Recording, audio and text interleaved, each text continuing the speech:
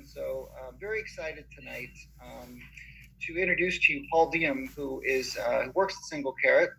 He's going to talk to us a little bit about the history of Single Carrot. He's going to talk about the kinds of shows that they do. But most importantly, I'm going to talk to you about some of the communications challenges that they have. Obviously, everyone wants to sell tickets. Everyone wants to fill theaters. We've heard about that when we've done work for other organizations.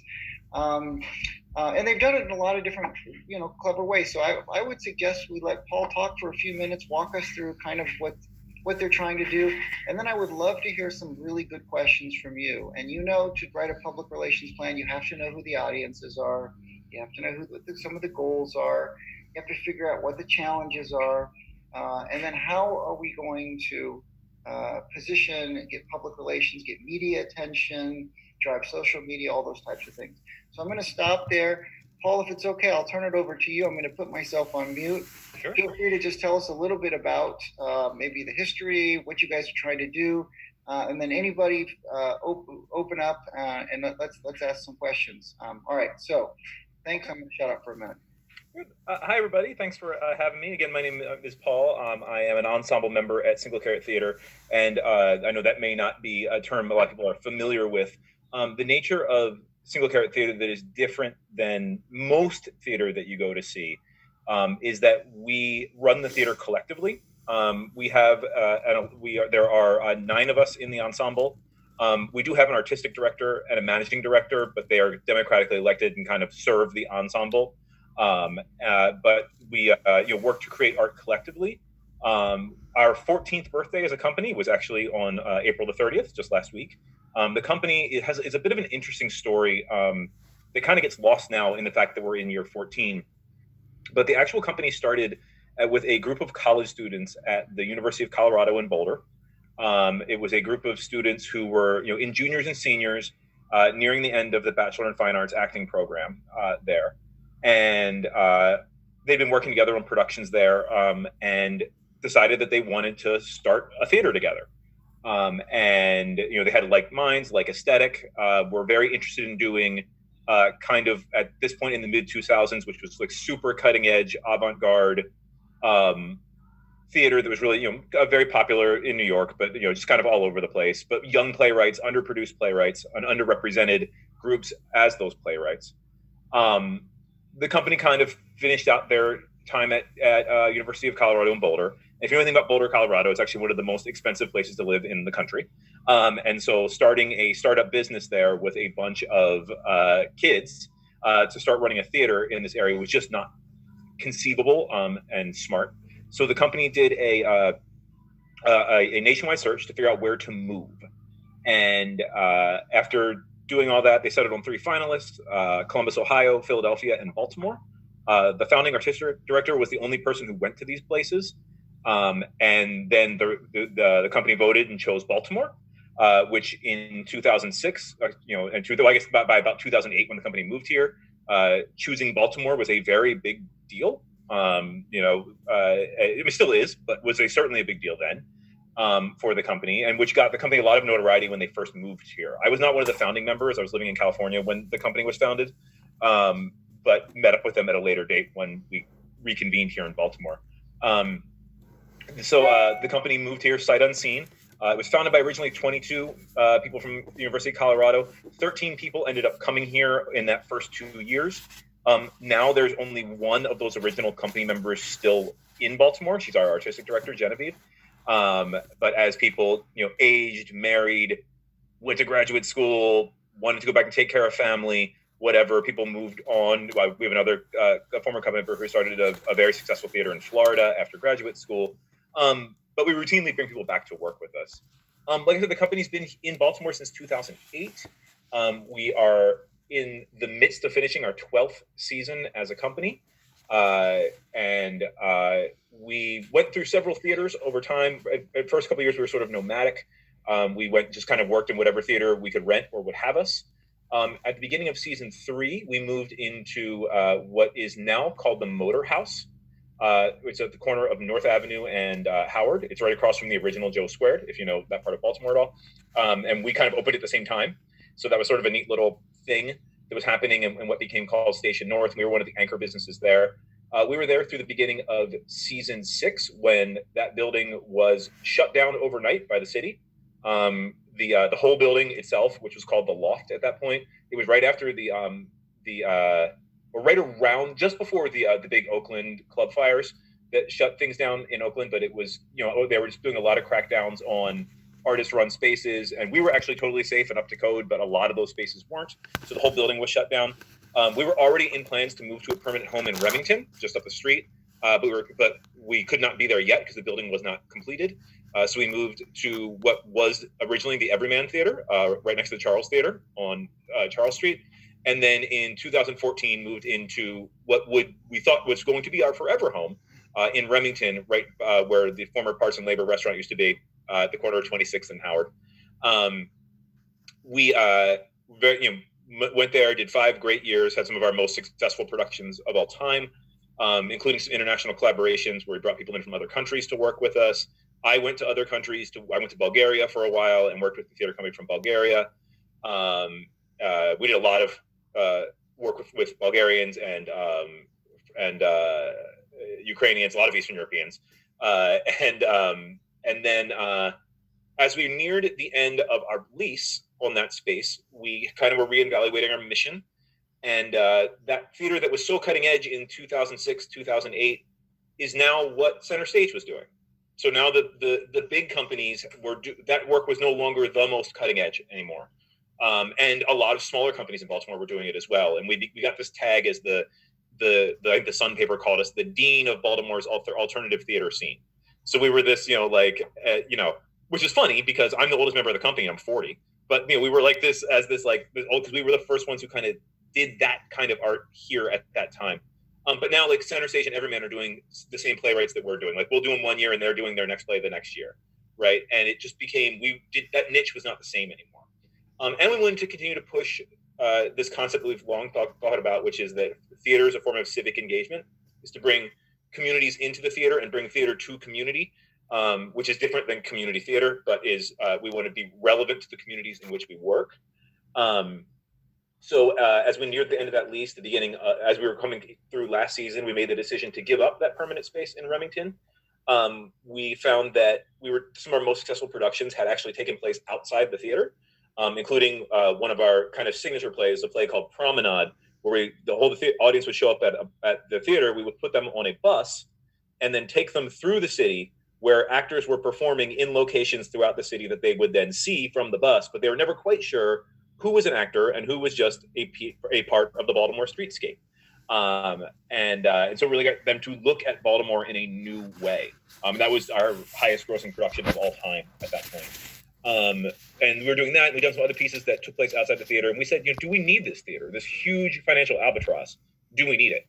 And we made the decision to go what's called site specific starting this season, so that all our plays take place in a different location and not in a theater, in a location that is enhanced by the location enhances the play itself.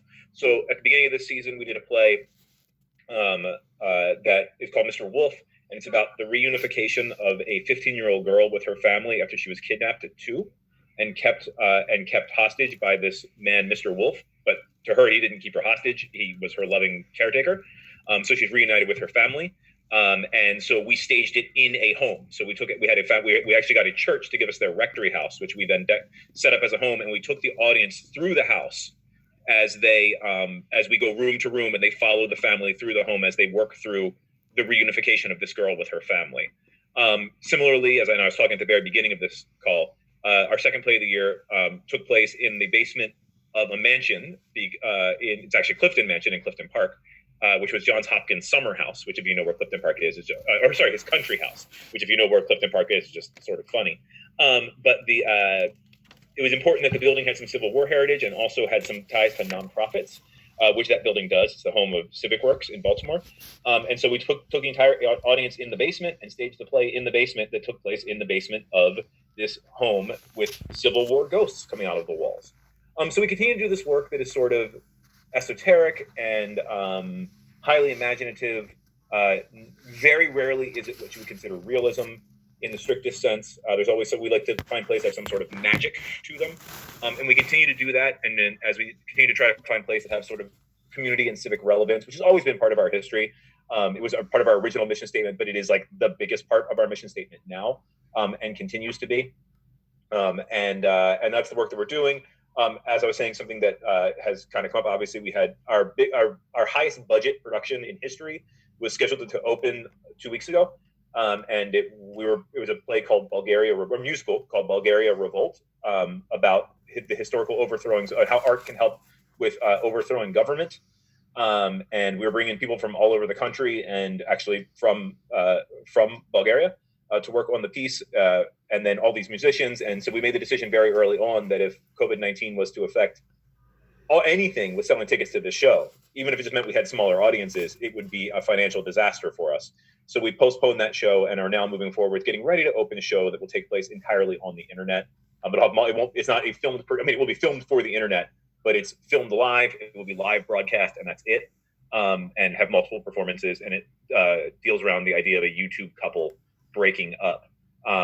But that's not really just it, because we wouldn't just do that. It also brings into place questions of identity, and there's puppets, and there's all sorts of, hallmarks of the kind of the work that we do.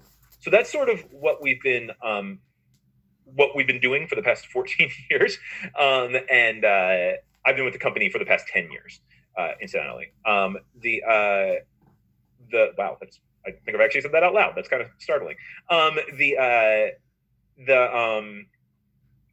couple of the challenges that we're facing, just as with any nonprofit, right? As almost all non-Broadway theaters are.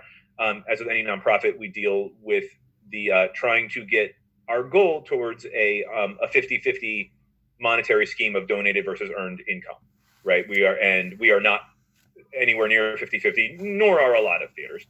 But we want to get to that 50-50 earned to donated income. So their income, library income comes from grants and foundations, and that's wonderful. Those things can't always be counted on year to year, right? If some wonderful foundation, our operating budget is in the $350,000 to $400,000 range, just incidentally. If someone gave us $50,000 this year, it doesn't mean that same foundation is going to come through with the same money next year. So what we really need to do to ensure financial stability for the future of Single Carrot Forever and for our growth is to build the point to that half of that income is earned income, because that is more reliable coming in year to year, as opposed to any given foundation or grant support. And we continue to work with that. We face some challenges in that, obviously, when I can, for $12.99, have access to endless movies and TV shows a month, why would I want to pay $28, which is still fairly reasonable in the theater ticket world, to go see a play that I don't know if it's going to be any good? And I don't know if I'm going to like it, because this company, they always, our audience members often say is, I always think what you do it well, but I don't always like the play, because it might not be for me, because we're not, that's not never been our goal, is to make sure everything is liked. It's to make sure that it makes some sort of statement or is impactful, and you may not like everything we do. And so that's real, right? We're not doing plays that most people have ever heard of before. We may do a playwright you've heard of before, like Sam Shepard is a playwright that a lot of people have heard of. But the play that we did of his was a collection of his poems that he written with a choreographer in the 1980s, and it was rarely performed. And if you read it, it's 7 pages long or 8 pages long. It's like but we conceptualized it into something very different. So we're not doing Hello Dolly or something that the average theater goer comes to. So so even though where our work is being more, the kind of work we do is being produced more, it's still not the kind of work that the person just says, oh, like I joked a lot when Hamilton was in town, right? Because I went to go see Hamilton, it was great. But I looked around and I said, I don't see any of these people at regular theater shows, right? Because we're not an event. We're not in that same scale, right? And so we don't do that marketing thing. It's not what we want to do. It's not what we're interested in. It's not from any sort of like, oh, we think we're better than. It's just not what makes us excited artistically. And to do the kind of work that we do and the amount of hands-on, we have to be really excited about it. I don't love every play we've ever done, but I love somebody's passion about every play we've ever done. Even if it wasn't my favorite thing, if one of our people is super psyched to direct this piece, I'm going to be behind their passion 100%. So it's a communication challenge into marketplace that people have never heard of. We've been here. We're in finishing our 12th season, but Center Stage is finishing their 54th or something. 55th. It's not the same thing. And the increasingly changing landscape of where we've been. I listed just several locations where we've been over the past 12 years. Is a challenge. It was easier to market in theory when we were in the same building. You knew where to go. Now you don't. You have to find out from us, which is exciting, but also scary for people who are like, man, I don't know if I want to go there, or where do I go to eat beforehand? It's just not as easy. And that's something we knew going in, but it's a communications challenge. And then just the other big communication challenge is just, twofold. One, the decline in traditional media that exists that covers theater in the city has, the Baltimore Sun no longer has a theater reporter. They have a cuisine reporter who sometimes reviews plays, and he's a great guy, but they don't run consistent theater columns anymore. The City Paper, which was one of the biggest forms of advertising for independent arts organizations, is gone. So that's two big mediums that people got us from are different. Now obviously there are theater blogs and lots of things, and you don't really advertise with them, but we certainly do reviews with them and things like that. And WYPR and WTMD have been great in giving us kind words in the past, and we've done some underwriting with them to sponsor programs and get our name. This program brought to you by Single Carrot Theater, whose production of We Broke Up opens blah blah blah. But we also don't have the kind of advertising budget to put an ad on the side of a bus. We just don't. And frankly, as a company, in the short term, we want to pay our people and our artists a living wage. It's really important to us as a company that that both the people who work for the company full time and the people who come in as guest artists get paid a decent wage. Because as a theater artist in Baltimore, there's two what's called equity houses, which are the union houses that pay the best living wage. There's only two. It's Everyman and Center Stage. And we can't pay we can't pay that same value, but we can pay more if we invest in those things. And our viewpoint is, over the long term, we want to invest in people who stay with us, which I am one of. I was just an actor when I started working with Single Carrot. I wasn't an ensemble member, but the way the company took care of me made me want to be a part of the company permanently, and not do work anywhere. I rarely do work anywhere else anymore. Maybe one show every couple of years, but that's kind of that. Those are the big challenges: are monetary, the space to do advertising, and then just communicating to people our mission and the kind of work and why it's important, and frankly why you should spend a theater ticket price instead of having endless streaming media at your fingertips. So that's kind of where we are. All right, so that's actually really helpful, big picture. What I'd like to do is I'm going to ask a couple quick questions to get it started, and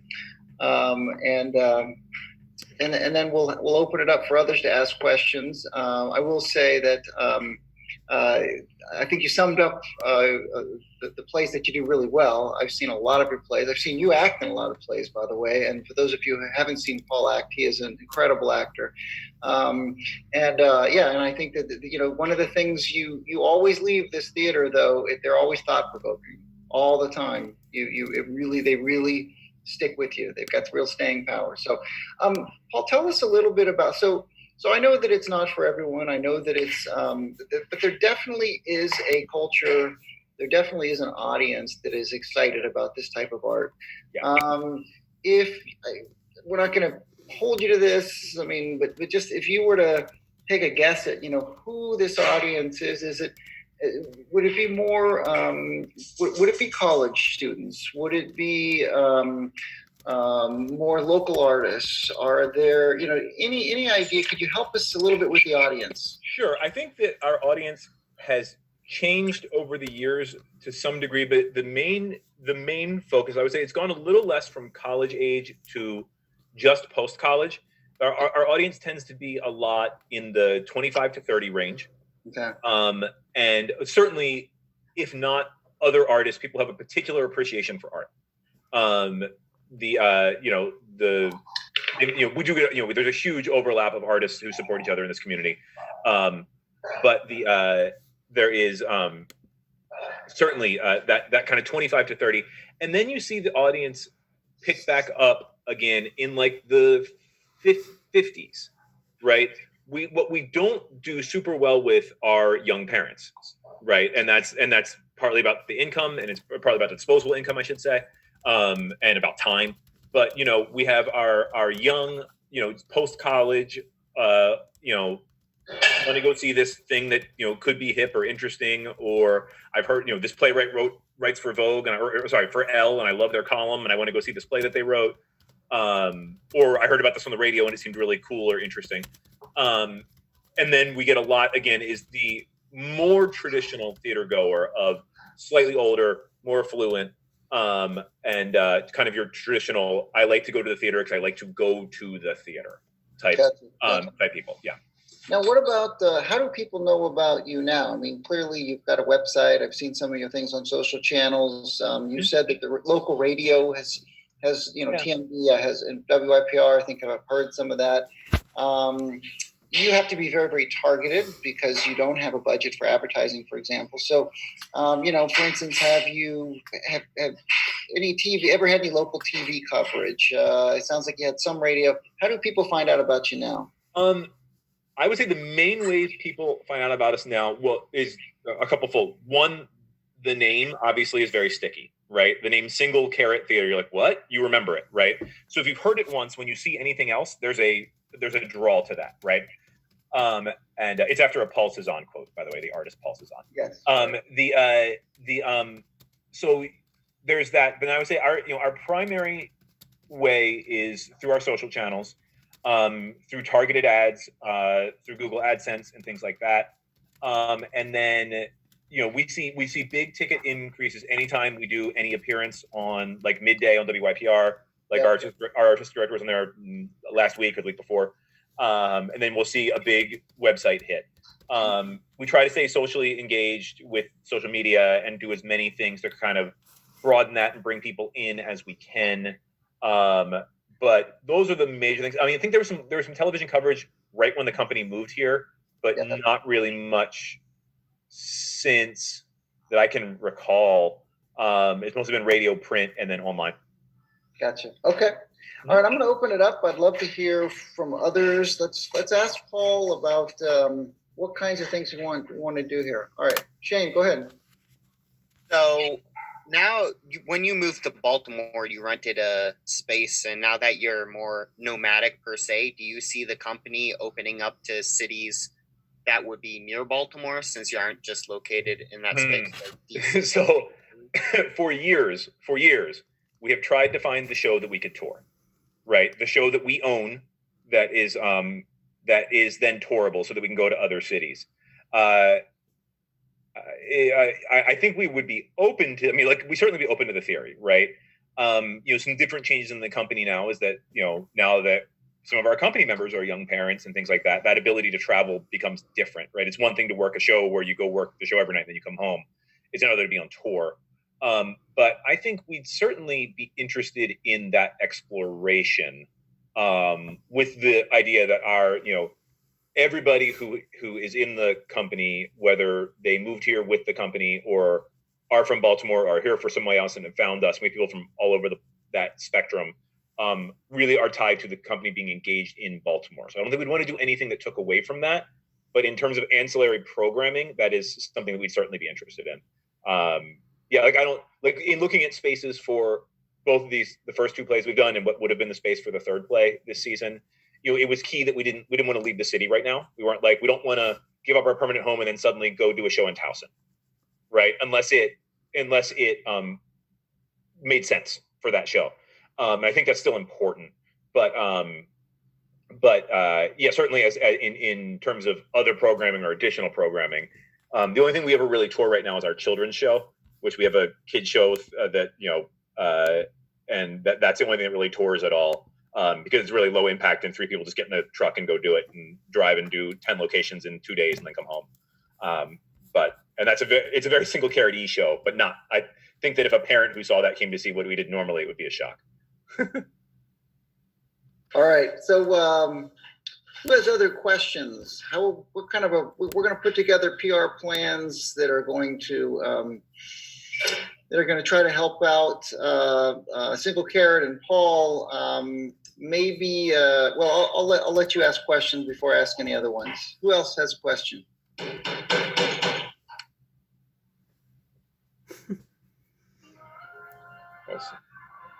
Was that to me? I wasn't sure.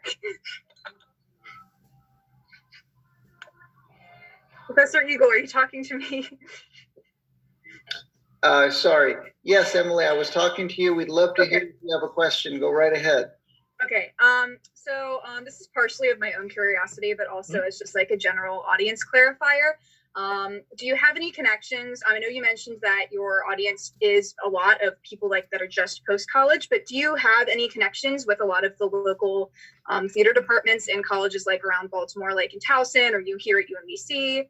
I'm just generally curious. I'm a theater major. No, I got you. Yes, in some way, I have a very strong relationship with Towson because I went there, and ironically, one of our other company members was a grad student there when I was an undergraduate student there, so we had that overlap. We have some outlook, I've been over to UMBC to do a couple things personally, but not a whole lot of overlap there. I would say the most overlap we have is with our company members who went to those colleges. That being said, something I've long pushed for in the company, and just we haven't had the manpower to make it happen, is to deepen those relationships, especially in terms of in terms of simply building audience. A lot of our shows are would be very exciting for a college-based audience, and also to see professional quality work that speaks more to a story they're interested in, I think is true. Also, I think I would love to build out internship programs. I would say the time that we have the closest thing to that, and what I will say is for you, if it's something that you're interested in, you can see it on our website, is every year we do something called the Single Carrot Theater Fellowship, where it's almost always recent college grads, though not always. Sometimes it's, they could be a little further in their career, work for a year as a fellow with the company. And that means they kind of work as a non-voting ensemble member. So they have roles, they get to speak up in meetings, and their ideas are valued and important. They just don't vote on things when it's time to vote. And they have tasks and jobs they do in terms of learning. It's about learning how an ensemble works. But that aside, I would say that I would love to have a deeper penetration into college markets, because in many, especially the theater departments, because those are the kids who want to go see stuff. It's just sometimes it's not doable. It just isn't. Do we always try to put up a poster at a college? But the getting there is not always I know Colette, she's great, but I don't to get a poster over there. I would have to drive over to UMBC, and that's a real thing. But I think that deepening that would be. I would love to have more ideas about how to do that. Certainly. Great. Yeah, that's actually a great question. And by the way, Paul, I'll be happy to bring some posters over myself. Fantastic. No problem. Let's see. Well, thanks, Emily. What about, who else has a question? I have a question. Oh, go ahead. Is it Leah? Yeah. Can you hear me okay? Yep. All right. So have you ever considered or done partnerships with the businesses around you? You could do dinner and a show with local restaurants, or have you done student discount tickets, that kind of thing? Yeah, certainly student discount tickets. Student senior, student senior and artist discounts are a built-in part of our ticketing plan. So something that comes in, and I say this is also a marketing challenge, something interesting to think about. As we have done shows that are site specific, it means the audiences are naturally smaller, right? In our 99-seat black box in Remington, we could fit 99 people. If we do a show in a house, we can't fit 99 people per performance, which is they can't fit in the home. So what we do is something called a dynamic pricing model, so that we have tickets available, actually starting at incredibly cheap, oftentimes $10, and then tickets that are far more expensive, right? And our theater, our shows are all general admission in that, especially if they're in a house, you're following us, but the there are only a certain amount of tickets per show, per performance, at each price range, in order that when selling out that show, we are making the money that we need to make on the show to keep it financially viable, but we're still being able to offer tickets at a large scale to if you're offering a $10 ticket to see a play, that's, you're not going to find that in most places. Now we may only have 5 or 6 seats at a given show at $10, but we certainly have those student discounts as well. We also do pay what you can nights for our previews. So for the 2 nights before the show opens, our like final two what would be in theory dress rehearsals, but they are what's called preview performances. Those are also pay what you can, so they can be priced as whatever the person can and wants to pay. We have done partnerships with other businesses. A challenge in that, with being a theater that now moves to different locations, is we don't have the longevity with any business because we're not in any space for that long. For one run of a show, which is 5 weeks, for us, it was a little harder to build. But I think that would be certainly something we would love to do in the future. We tried to do it with our most recent show with a restaurant that was sort of closed, that was just opening up, and it just became tricky. We have done things like buy your ticket with us, get a discount beverage at this bar afterwards, that kind of stuff. Kind of partnerships. But certainly dinner and a show would be great.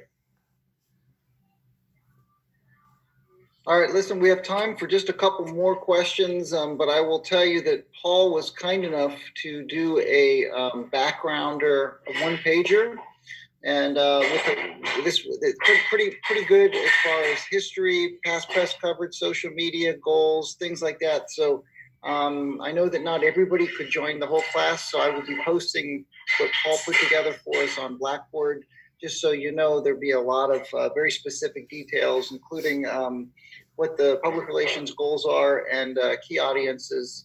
So I'll put that on there. But we do have time for just a couple more. We'll do 2 more. So who's got another question? Yet another one. Well, wait, hold on just one second. No offense, but could we hear from someone who hasn't asked yet? Go ahead. Ryan Gosling. Whoa. Oh. I have a question about the social media. You said that your social channels were one of the main ways that people find. Which social channels in particular find to be most effective? What types of? Yeah, so I would say our two major. Sorry, you cut stories. Hey, you're cutting out. Ben. I got which channels, and then that was the last thing I heard.